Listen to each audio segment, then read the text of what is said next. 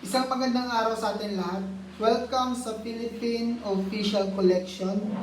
So, for today's coin, yan, update lamang po namin kayo. Mayroon pa kaming hinahanap na coin. Ito ay ang bagong lipunan Pangulong Ferdinand Marcos. 1975, ito yung year 1975. Republika ng Pilipinas nakalagay sa likod at ang simbolo ng ating bansa. Yan. 5 pesos. Yan.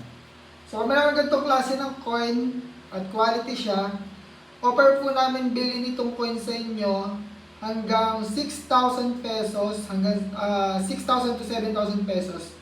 Depende po sa quality ng coin. So, kung pangit yung quality, mas mababawasan yung presyo.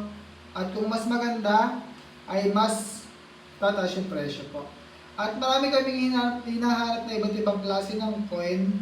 Mag-follow at mag-comment lamang po kayo at mag-message po kayo. Kung hindi po namin kayo nare-replyan, dun po sa iba hindi pa nare-replyan, magpunta lamang po kayo sa YouTube channel ng Philippines Official Collection, katulad po ng name nitong page na to.